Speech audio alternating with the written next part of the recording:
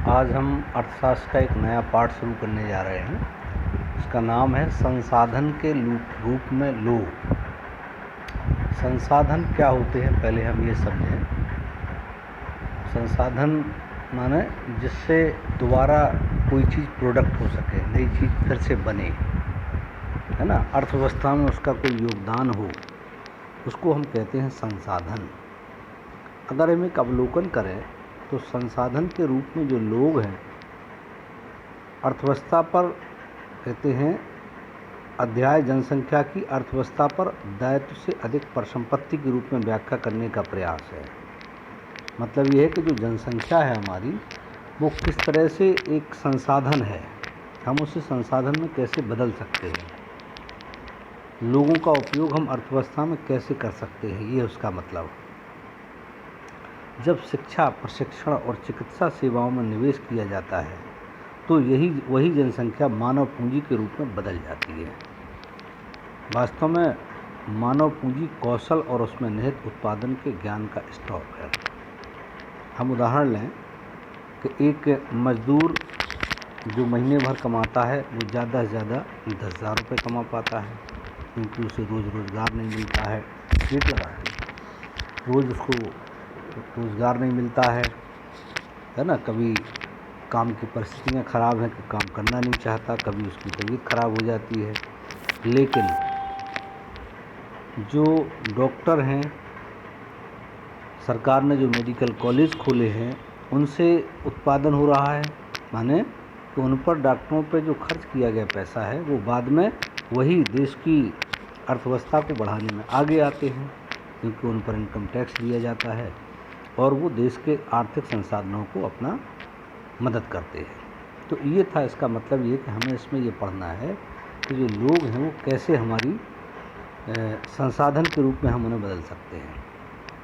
अब परिचय में आते हैं तो संसाधन के रूप में लोग वर्तमान उत्पादन कौशल और क्षमताओं के संदर्भ में किसी देश के कार्यरत लोगों का वर्णन करने का एक तरीका है। जो लोग देश में काम कर रहे हैं, वर्किंग स्थिति में हैं, उनके काम करने का तरीका। उत्पादक पहलू की दृष्टि से जनसंख्या पर विचार करना, सकल राष्ट्रीय उत्पाद के सृजन में उनके योगदान की क्षमता पर बल देना कि देश में जो उत्पादन हो रहा है लोगों द्वारा कितना, उसमें क्या योगदान है। दूसरे, संसाधन की भांति ही जनसंख्या भी एक संसाधन है, एक मानव संसाधन। यह विशाल जनसंख्या का एक सकारात्मक पहलू है जिसे प्रायः उस वक्त अनदेखा कर दिया जाता है जब हम इसके नकारात्मक पहलू को देखते हैं। जबकि देखा जाए तो जनसंख्या अपने आप में वास्तव में एक संसाधन है। जैसे भोजन, चिकित्सा, शिक्षा, स्वास्थ्य सुविधाओं की जनसंख्या तक पहुंच से संबंधित समस्याओं पर विचार करते हैं इस समय, तब हम इनको अनदेखा कर देते हैं। जब इस विद्यमान मानव संसाधन को और अधिक शिक्षा तथा स्वास्थ्य द्वारा और विकसित किया जाता है, तब हम इसे मानव पूंजी निर्माण कहते हैं, जो भौतिक पूंजी निर्माण की ही भांति देश की उत्पादन शक्ति में वृद्धि करता है। मानव पूंजी में निवेश माने मानव को पूंजी बनाने में क्या क्या खर्च करना पड़ेगा हमें। सबसे पहले मनुष्य को शिक्षा की ज़रूरत है, फिर उसे प्रशिक्षण माने ट्रेनिंग की ज़रूरत है, फिर स्वास्थ्य सेवाओं के द्वारा उसे मतलब स्वस्थ रखा जाए ताकि वो उत्पादन कर सके। तो ये चीज़ें पहले निवेश करना पड़ेंगी, तभी हम किसी भी मनुष्य को या लोगों को संसाधन के रूप में उनका हम प्रतिफल प्राप्त कर सकते हैं। भौतिक पूंजी की ही भांति प्रतिफल प्रदान करता है। अधिक शिक्षित या बेहतर प्रशिक्षित लोगों की उच्च उत्पादकता के कारण होने वाली अधिक आय और साथ ही अधिक स्वस्थ लोगों की उच्च उत्पादकता के रूप में से प्रत्यक्ष रूप से देखा जा सकता है। लेकिन यह जरूरी नहीं कि विशाल जनसंख्या देश के लिए दायित्व ही हो। जैसे अभी हम लोग क्या मानते हैं कि हमारे देश में बड़ी आबादी है, साहब बड़ी आबादी है, ये बेकार है। अगर हम उस बड़ी आबादी को पूंजी में बदल दें, माने हर व्यक्ति उत्पादन करे, तो फिर ये आबादी हमारे लिए भार नहीं होगी। हम उदाहरण अपने सामने लेते हैं, चीन का है। चीन की आबादी हमसे भी ज़्यादा है, लेकिन उनके यहाँ प्रत्येक व्यक्ति कोई ना कोई कार्य कर रहा है, तो इसलिए हम उसे पूंजी में बदल सकते हैं। मानव पूंजी में निवेश द्वारा इसे एक उत्पादक परिसंपत्ति में बदला जा सकता है। उदाहरण के लिए सबके लिए शिक्षा, स्वास्थ्य, आधुनिक प्रौद्योगिकी के प्रयोग में औद्योगिक और श्रमिक कृषि श्रमिकों के प्रशिक्षण, उपयोगी वैज्ञानिक अनुसंधान आदि पर संसाधनों के व्यय द्वारा। मतलब हम लोगों को कैसे परिसंपत्ति में बदल सकते हैं।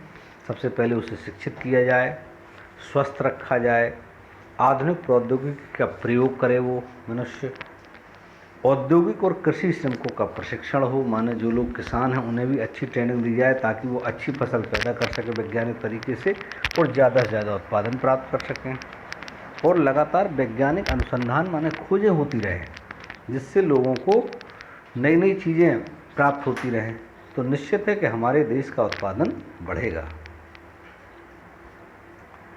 और ये किसके द्वारा बढ़ेगा? मनुष्य के द्वारा। निम्नलिखित उदाहरण से स्पष्ट करते हैं कि लोग अधिक उत्पादन संसाधन बनने का प्रयास करते हैं। एक उदाहरण है कहानी हमारे सामने सकल की।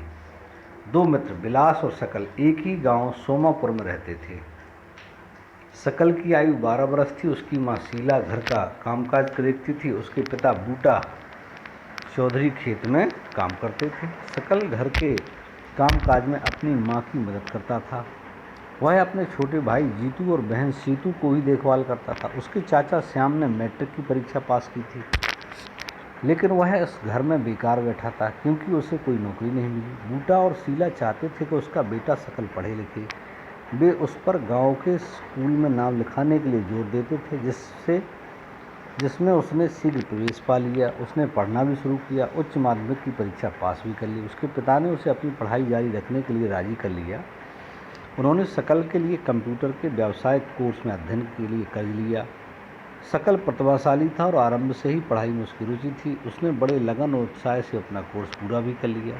कुछ समय बाद उसे एक प्राइवेट फर्म में नौकरी मिल गई। उसने एक नए प्रकार के सॉफ्टवेयर को डिजाइन किया। इस सॉफ्टवेयर से फर्म को अपनी बिक्री बढ़ाने में मदद मिली। उसके बॉस ने उसकी सेवाओं से प्रसन्न होकर उसे पदोन्नति दे दी।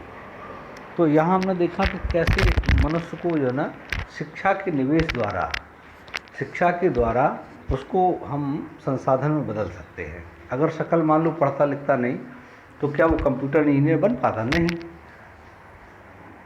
हमारे सामने ये चित्र दिया हुआ है, यही मानव पूंजी है। एक तरफ हम देख रहे हैं डॉक्टर हैं, है ना, जो लोगों को स्वस्थ रखते हैं और उनको जो आमदनी होती है उससे वो देश के लिए टैक्स देते हैं। अध्यापक हैं जो लोगों को शिक्षित करते हैं और उनको जो आमदनी होती है उससे वो भी देश की उसमें सेवा देते हैं। इंजीनियर है और दर्जी है, ये भी अर्थव्यवस्था के लिए परिसंपत्ति का काम करते हैं। उच्च आय से न केवल अधिक शिक्षित और अधिक स्वस्थ लोगों को लाभ होता है बल्कि समाज को भी अप्रत्यक्ष तरीकों से लाभ होता है, क्योंकि अधिक शिक्षित या अधिक स्वस्थ जनसंख्या का लाभ उन लोगों तक भी पहुंचता है जो स्वयं प्रत्यक्ष रूप से उतने शिक्षित नहीं हैं या उतनी स्वास्थ्य सेवाएं उन्हें प्रदान नहीं की गई। वास्तव में देखा जाए तो मानव पूंजी एक तरह से अन्य संसाधनों जैसे भूमि, भौतिक पूंजी से श्रेष्ठ है, क्योंकि मानव संसाधन भूमि और पूंजी का उपयोग कर सकता है। भूमि और पूंजी अपने आप उपयोगी नहीं हो सकती है। माने ज़मीन में अगर आप कुछ बो जो तो नहीं तो कुछ पैदा नहीं होगा। ठीक, पूंजी आपके बैंक में पड़ी रहे, आप उसका कोई सारा सही उपयोग ना करो तो किसी काम की नहीं है। लेकिन मनुष्य अगर अपनी बुद्धि का इस्तेमाल करे तो निश्चित है कि वो एक संसाधन का रूप ले सकता है। आज यहीं तक।